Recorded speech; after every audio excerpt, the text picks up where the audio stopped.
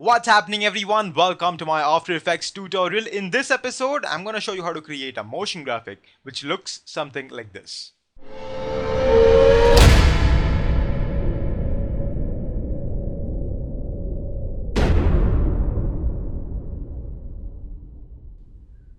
Now keep in mind, people, in this video I'm going to show you how to create the light streaks. The title animation and the background has been covered in a different tutorial. The link is going to be somewhere on the screen or in the description. Now people, when you're watching the tutorial, the main thing to understand is not how to create the streaks but how to animate them. Say if you're working with a client tomorrow and they want something very similar done to this, but they want a little bit different. Say that they want the streak to come in from the right or to exit from the left or something like that.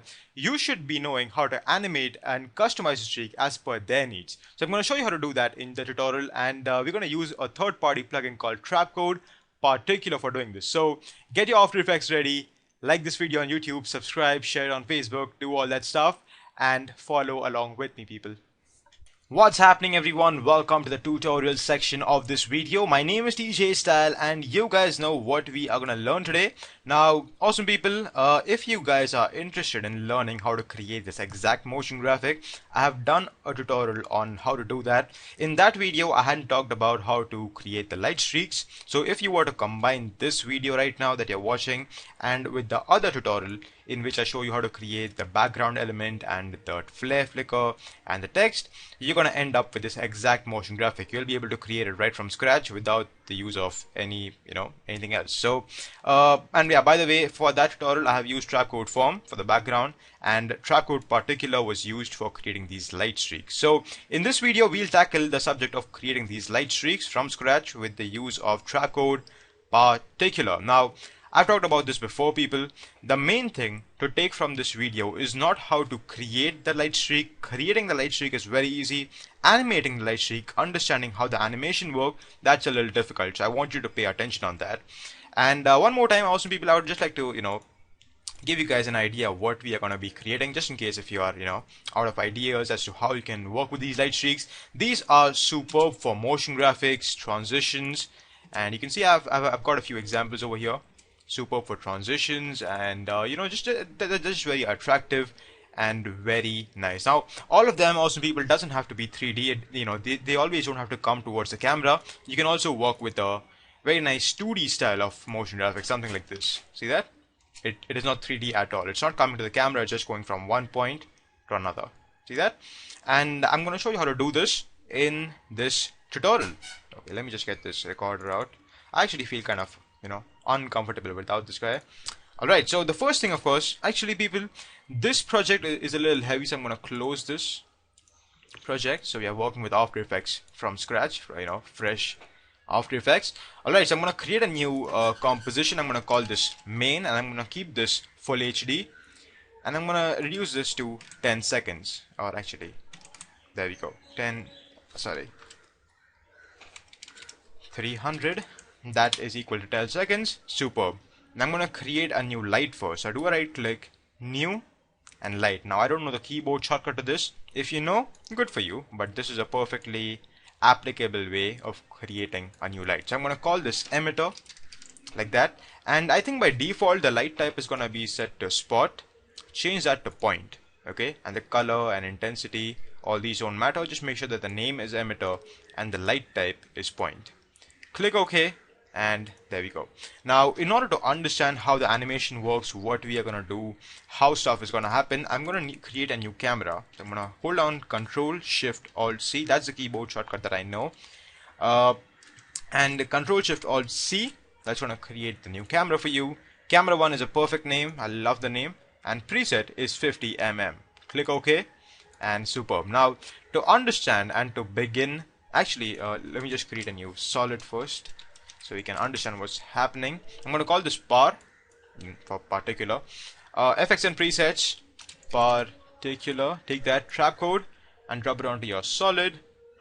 And we're just going to make a few quick changes over here. So come to emitter, change the particles from 100 to say 500. 500 for laptop users if you're working on a low configuration machine.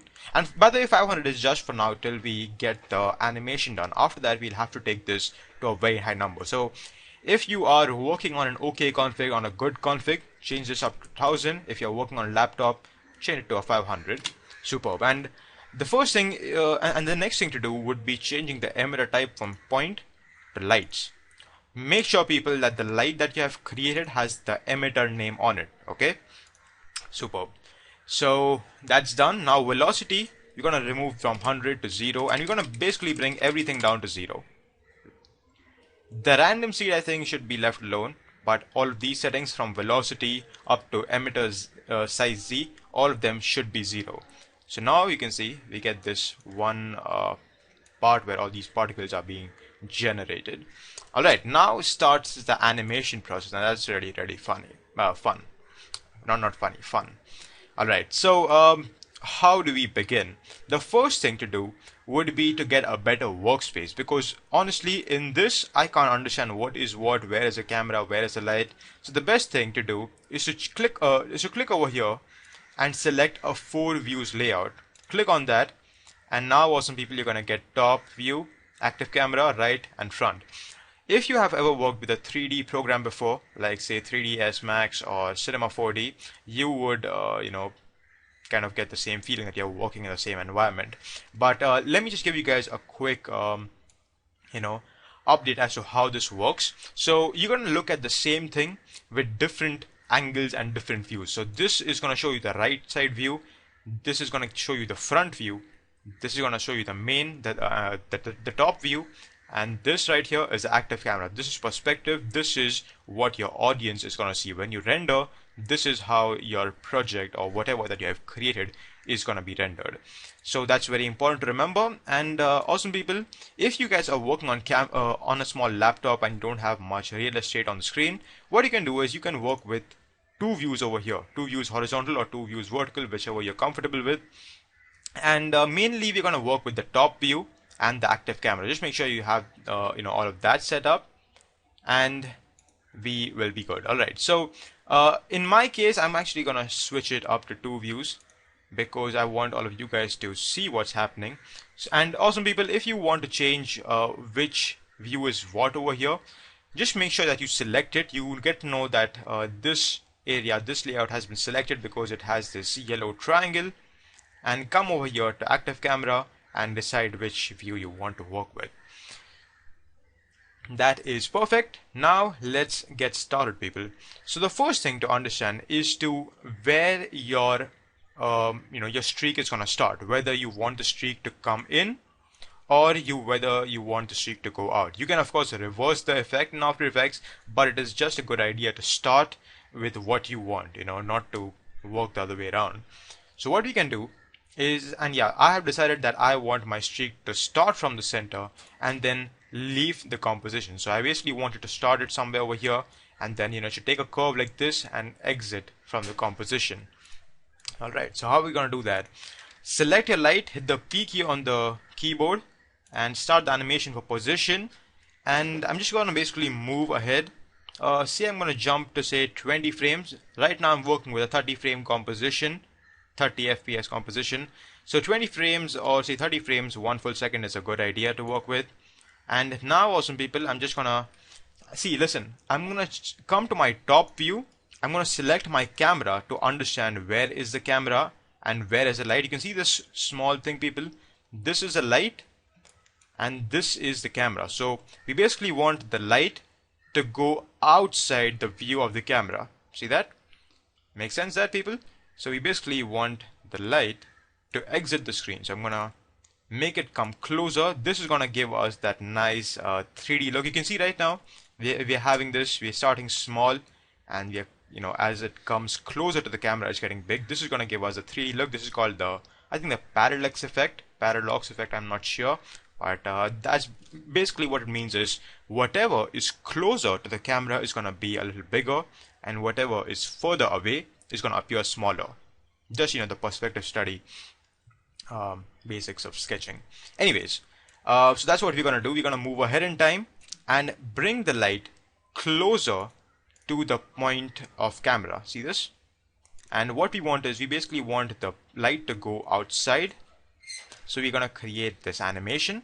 Now when you have this animation done, you're gonna get these two handles. Right now you may not be able to see them, but if you were to click on this and you were to move this out, you're gonna see these handles come out.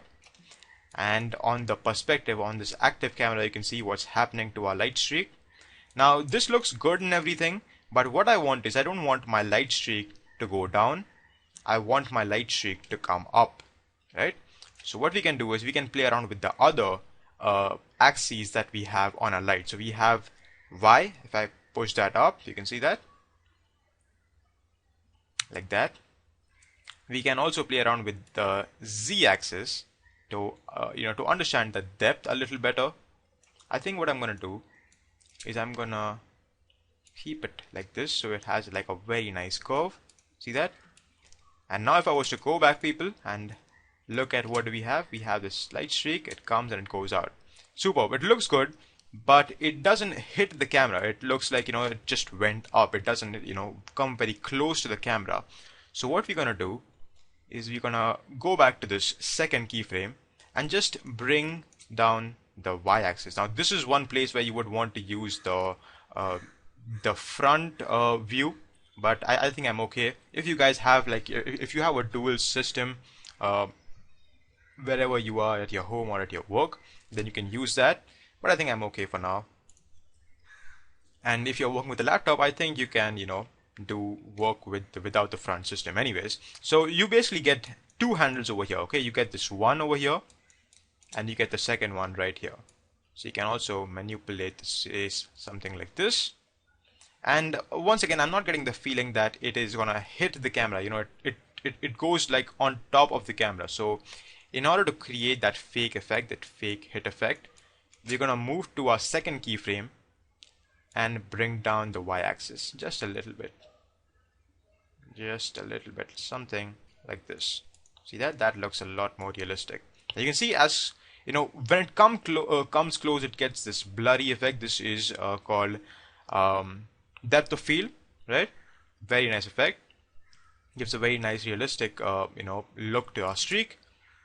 And that's how you create the basic animation. So that's how you animate your light streaks. Awesome people, this is the technique. Should always work with these two views and layouts. Now awesome people, let's take a look. And for returning, just click over here and come back to your one view and make sure that your one view, the one view that you're getting is from the active camera, the 3D perspective. This is what your clients, and this is what you are basically trying to create. If you are set to front, then you're gonna get all these weird things and you're gonna kind of get confused as to what's happening. So just make sure that your front, you are working with the active camera and not with any other views. Okay, superb. Now awesome people, let's take a look at how to animate this and just to create this a little more nicely. Just make it a little more beautiful. Okay, so we're gonna get to particular settings like that, and I'm gonna change this from 1000 to 10,000. This is gonna create a very nice streakish effect. This may be a little tough for the computer, and you don't need motion blur for this. Okay, if you were to add this, you can hardly see any kind of change happening. This is gonna slow down your machine without giving you any of that extra effect. So the best thing to do is to work without the motion blur. Alright, and awesome people, you're gonna get these edgy edges. You can see this. We're gonna have these edgy edges. The best way to get rid of them, before when I was creating this effect, I used to think that I had to increase the particle count, but actually if you were to come over here and the position subframe, if you click on linear, you're gonna get all these other options. Select 10x linear and you're gonna get a very nice smooth curve effect. See that? Very nice, very good. Let me show you what I mean. If I was to reduce this down to 500, you see we get this edgy effect. So just make sure that you have lots of particles. I'm gonna go with 10,000 and I'm gonna change the position subframe to 10x linear. Superb. Now to add color, come to your particle setting and you can change the color over here. So I'm gonna go for a nice goldenish color, something like this.